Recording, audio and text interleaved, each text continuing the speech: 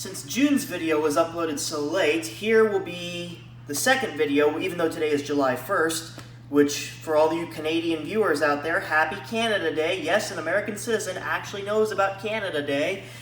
So for today's video, we're going to be taking a look again at the ASUS EPC here, but because it had some confidential information, well, not really confidential, just the owner's name, we're going to be restoring this back to factory default settings. So, without further ado, let's get started. It's actually quite simple on ASUS computers. You hit F9 at boot up, and okay, well that's not what I wanted. So I think you actually have to do something before you can do that. So let me try F2, because that gets you into the BIOS. There we go. Okay, we gotta go to boot. And okay, online, yep, boot booster, we have to disable that. Then we can do then we should be able to do F9. Let's see if that works. F9, Windows setup, yep, there we go. Windows is loading files. So, because obviously, I mean, any computer that still has a recovery partition on it deserves to get a video for restoring Windows on it.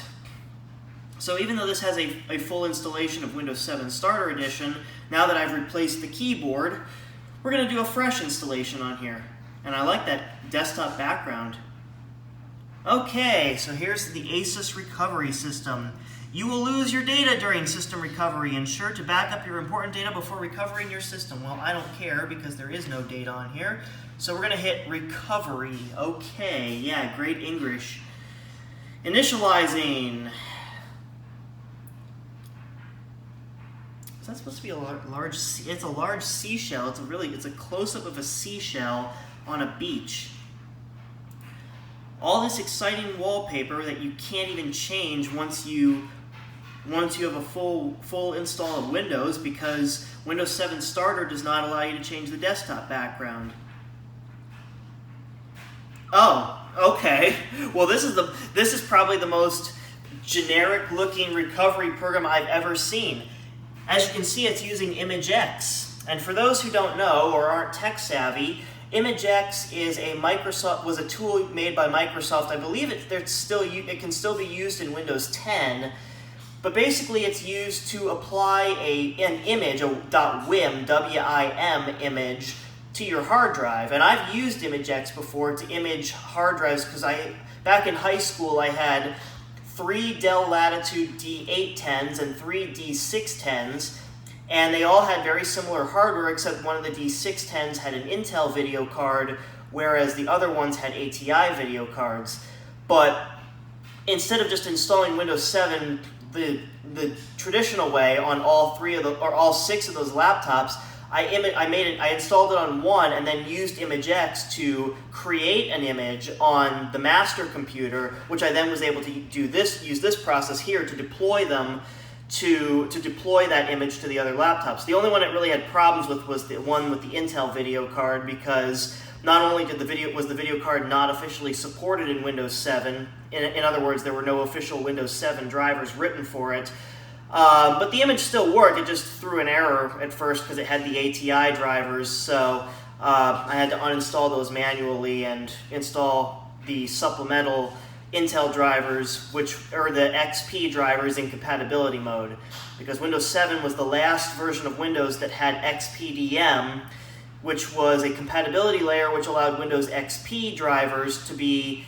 installed and used in Windows 7, and Vista had it too. So anyways, this is going to take about 15 minutes according to Imagex, so I will go ahead and pause the video here, and I will come back when this is done.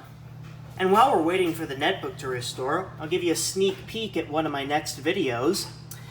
I've got this acquisition here from the thrift store for $7.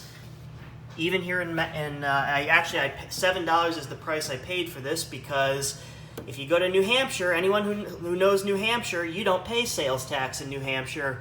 And I live about 20 minutes south of Nashua, which is where I picked up this computer.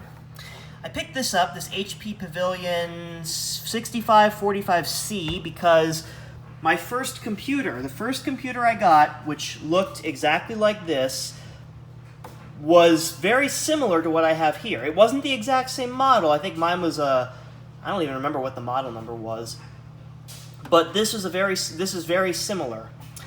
And yeah, I guess I can go over the specs, because why not? So we got the DVD reader here, or sorry, CD-ROM drive here. Yes, this is a CD-ROM writer. See, this is a computer that allowed you to write your own audio CDs. 3.5-inch floppy drive here. Intel Celeron, 500 megahertz to be exact. Designed for Windows 98. Let me get you a closer look. Mine originally came with Windows Millennium. The old Hewlett-Packard Pavilion logo, a new look from HP, 500 megahertz Celeron, 64 megs of RAM, which was upgraded to 256, the max that this motherboard supports, HP CD Writer Plus, which is still equipped on this computer, 13 gig hard drive, which is still in there, and a 56K modem, because it was the 90s and the early 2000s, so you had to have a 56K modem. It advertises here the CD writer and the power of affordable computing from HP. Take a look around the back. And yeah, when I do get to make the video about this computer, I will do an official tour, but this is just a sneak peek. So this is interesting. You have this proprietary sound card up here, which HP was known for, and Compaq too, I believe, did this as well.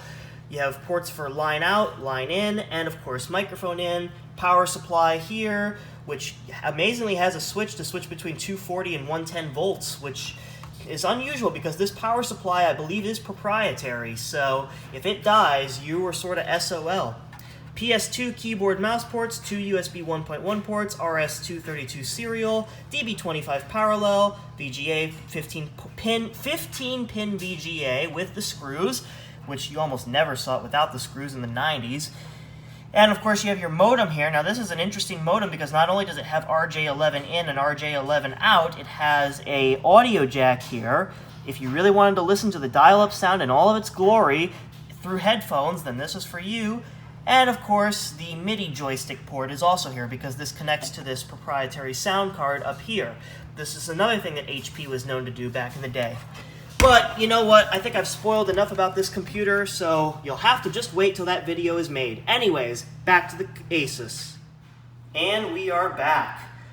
It only took about 15 to 20 minutes to image the hard drive of this computer with the original factory image. So hopefully in a second here it should reboot the computer. And I say hopefully because you never know in IT, right? Yep, there we go. It is rebooting. I think. I hope.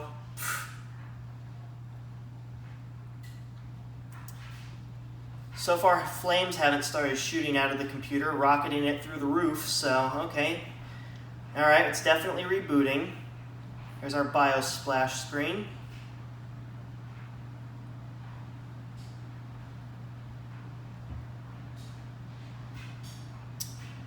Here's our there's our Windows Vista loading screen, even though it's not Windows Vista. And interestingly enough, in Windows 7, if your screen resolution is below 1024 by 768, because you don't get the colorful graphic at startup, you get the Vista style updating registry settings. Normally here you'd see the little Aurora bar down there. Oh, never mind. It does do that even if your screen resolution is below 1024 by 768. Okay, that's interesting. I didn't think it did that, but the question is, will it actually have to install the drivers here? Because I'm wondering, because if it just copied an image over, my guess is probably not. Oh no, it is installing devices. Yep, this is going to take a while. This usually takes about another 10-15 minutes sometimes. So when we get to the actual out-of-box experience, I will go ahead and unpause the video. Alright, well that actually didn't take as long as I thought it would. When I imaged the computers, the Dell Latitudes, it took much longer to install the drivers and devices. So, setup is checking video performance. Actually, these most netbooks could run Windows Aero. Oh, okay. We get a language selection here. What languages do we have? We have we have German, Italian, French, Dutch, or English. Let's go with Dutch. No, I'm kidding. You cannot change your language later. Oh yeah, because this is Windows 7 Starter Edition, and only Ultimate Edition allowed you to change your language. So yeah, if you select the wrong language here, I guess you have to reinstall Windows and lose all the data. So English, United States. Actually, I'm in Canada. No, I'm kidding. I know these are terrible jokes. Go ahead and type my name in here while holding the camera. And we will not be calling this Ben Clember PC. We're going to call this NEMACNB. You guys have no idea what this means, but that means something in terms of my personal company. Do I really want a password? You know what? Since I'm only going to be using this for music, I'm not even going to bother. So I'm going to go ahead and agree to the EULA, which I always read. Do I want to turn on? Yeah, you know what? I'll turn on automatic updates, because why not? Eastern time. Oh, yay, wireless. All right, let me go ahead and set the camera down while I connect them. Well, yeah, you know what? Let me just pause. I'll enter my password. So give me one there, because Windows 7 actually doesn't block out the key. I'm going to say it's a home network just for right now, because this is Windows 7 Starter Edition we are looking at here. Connecting to your network and applying settings. Oh joy. Windows is finalizing your settings. You do that, Windows.